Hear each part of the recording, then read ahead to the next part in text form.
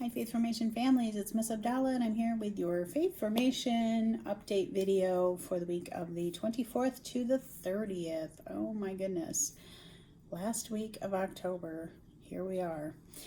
I'm going to give you a rundown of everything that's going on this week and then a few things that are going on next week just so you have the heads up and can plan, and any updates and things that I need to clarify along the way, okay? First and foremost is this Sunday, the 24th, okay, and it's addressing confirmation students, okay, so this is grade 8 and 9 confirmation students, year 1 and 2, as well as Catholic school confirmation candidates. This Sunday on your schedule was the inscription. And I had originally thought that we would have inscription at all 4 parishes, but watching how many of you are attending Mass on a regular basis, we realized that not a lot of families are comfortable coming back, even with students that are in the vaccinated age range. So we decided to scale back and only do 1 Mass for inscription. Of an in-person stand-up, be recognized Mass, and then the other 3 are going to have just a general prayer and blessing at those Masses, okay? So the confirmation inscription, what is it? Well, it's a chance for us as a community to recognize those who have made the choice to either start their confirmation journey or continue their confirmation journey. I have included year 1 and 2 because last year, which are my year 2 students this year, didn't get a formal inscription last year. So we decided to bring everybody into one group, pray for both groups, and ask God to bless both groups on their journey. Ask the community to pray for both groups so that you are recognized as being confirmation candidates, okay? That will take place at St. Thomas More at 11. If you are able and comfortable, no matter what parish you come from, you are more than welcome to join us there. And after the homily, I will stand up and I will ask all of you that are confirmation candidates to please stand up. Okay? You will have the program that we hand out to people coming in, okay? So the people coming in, you'll get a program and you'll just read right from the program. Okay, very simply, Father's going to ask you, are you ready for this journey? Are you prepared for this journey? Is this what you want to do? And you would respond in kind, okay?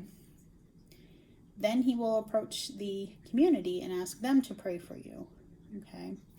And then we'll all get a final blessing for that, and then Mass will continue. Okay, so that's what it is. It's really just formally recognizing confirmation candidates and reminding the parishioners to continue to pray for you. Okay, because we all need prayer and we all need help on that journey. So that's what that is. Okay.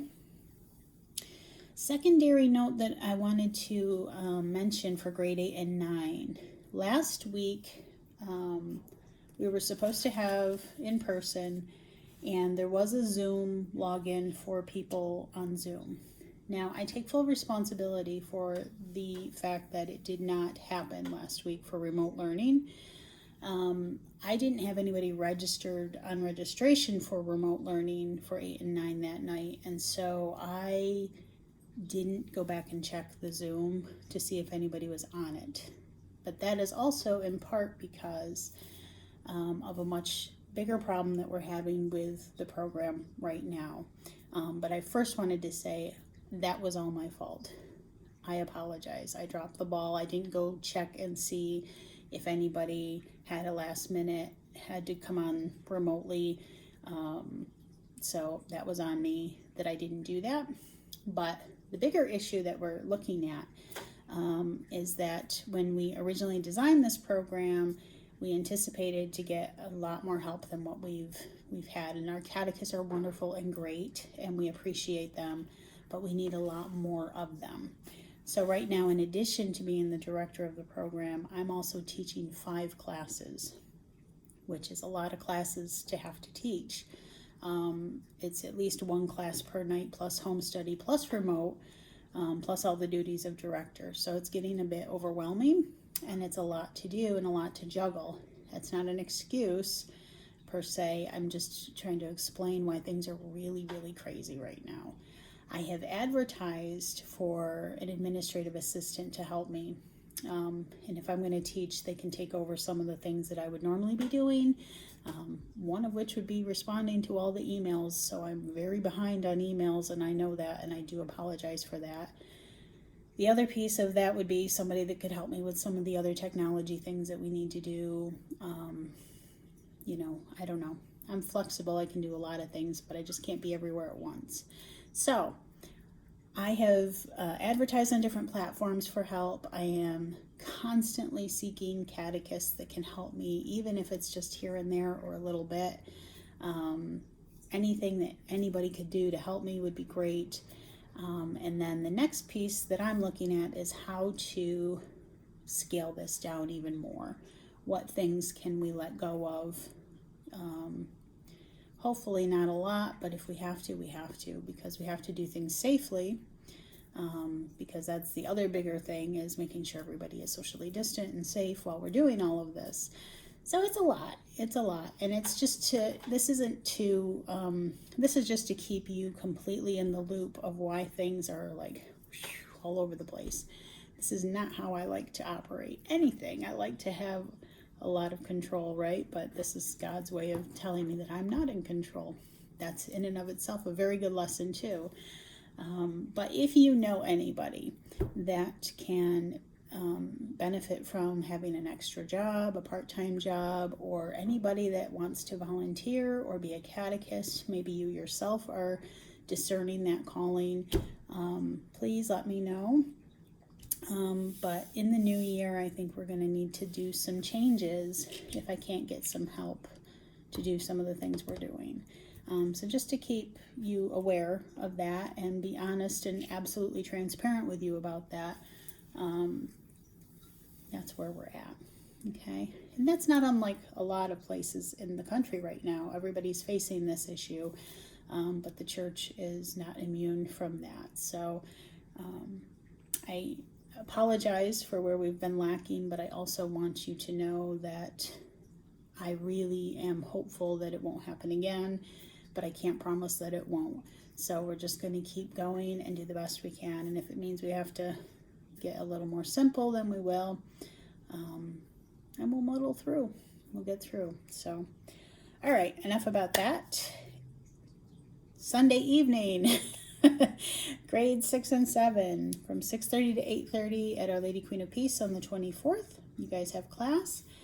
Monday evening, the 25th, K through 5 in-person learning from 6 to 7:15. Evening, the 26th, K through 5 in-person 6 to 7:15 and Zoom 6 to 7:15. Now the way we did it this past week worked beautiful. How to do everything all at once. So we are going to do that again. We're going to keep doing that with all the separate Zoom accounts and make sure that we keep that going, because it seemed to work for everybody involved, and that is wonderful. So we're just going to keep that piece going. Just to clarify at the parish offices, there is no Zoom learning on Monday night. It's only Tuesday for K through 5. Okay, so if you're a K through 5 student, remote learner, that remote class happens only on Tuesday, because I have to have my catechist teaching in class and Zoom is happening in the in-person classroom, because I don't have enough catechists to have just a Zoom catechist per se. Okay, with the exception of 3rd grade, and that's only because we didn't have anybody really signed up for Monday night 3rd grade, so that teacher was able to just do Zoom for us. That's a lot of shuffling, but that's why that's happening. Okay, so if you're in K through 5 and you need remote learning, that only happens on Tuesday. And then your other option, if you can't do Tuesday, is to do the home study assignments and turn them in. Okay, and that's what's in the newsletter. Okay, all right. Phew, grade 10 through 12, you guys hopefully are going to be volunteering and helping me on the 30th. So you guys don't have class, but you do have your community service with the trunk or treat. And all of my volunteers, because I have a few of you from grade 8 and 9 and families, if you can arrive at anytime after 1 p.m., but no later than 2:30, I will be there to direct traffic, show you where to park. You can set up, decorate your trunk, and get it ready for the kids to come. Now, if you're coming as a participant, if you're coming for the kids to trick or treat, you guys would come at 3. All right, and that's at Our Lady of Lourdes and Seton in that parking lot there. So we're going to be lined up in front of Seton School first, and then move out as if we have more volunteers to take up 2 rows, we'll do 2 rows. But we're going to start along Seton first, okay?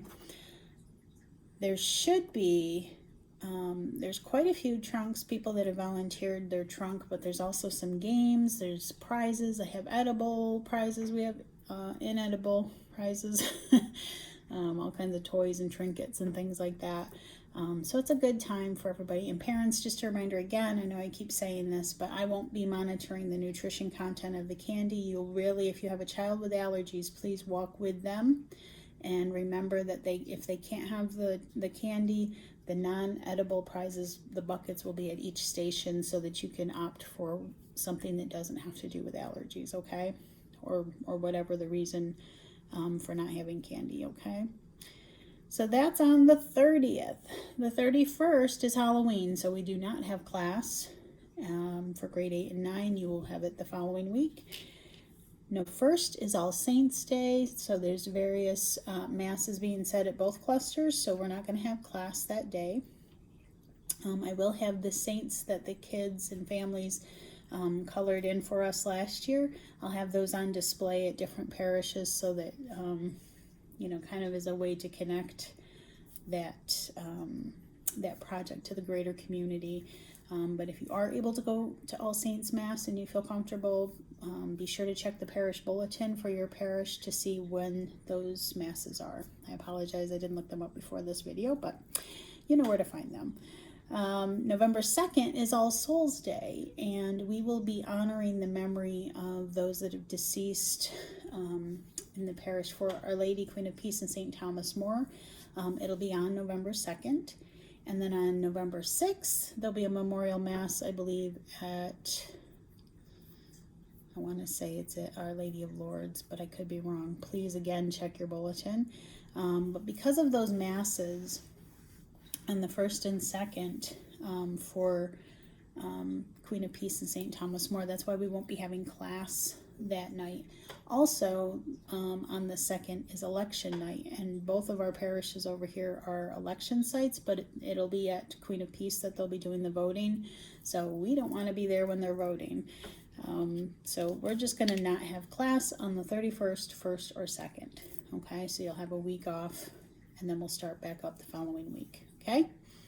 November 3rd, we have grocery sorting. So many of you have been gracious about bringing groceries in the Thanksgiving bags that we have that we're collecting for St. Andrew's Food Pantry.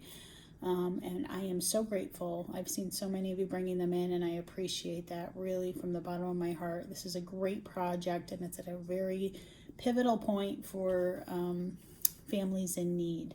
So those groceries are coming in, and then on the 3rd, which is a Wednesday, at St. Thomas More, I'm going to have a group. Some of the confirmation students already signed up, but if you and your family are willing to come and help us to sort the groceries, many hands make light work. Just let me know you're coming. But we are going to have sorting happening I have 1 million carts, and so we will put groceries on carts, wheel them around, and you'll sort them by, fruits here, vegetables here, all that stuff. And that will help the food pantry, because normally, before COVID, we would go to the food pantry and sort everything, but the space is so tight that there really is not a way for us to do that safely. So we are going to pre-sort it where we have a big space. The gathering space at St. Thomas More will afford us plenty of room to sort things safely. And then we'll bring the pre-sorted goods to the food pantry. It worked out beautiful last year. They couldn't say enough about how grateful they were. So I anticipate that that will be the same this year. So those of you that signed up for that, I will be sending you an email. And those of you that would like to join that, please let me know. I will have the sign-up sheets with me at all of the Faith Formation classes, but you can also send me an email as well. Okay? Phew, that's a lot. And then our first reconciliation camp will be November 6th, and there is a change. So you'll notice that I put the parent meeting below.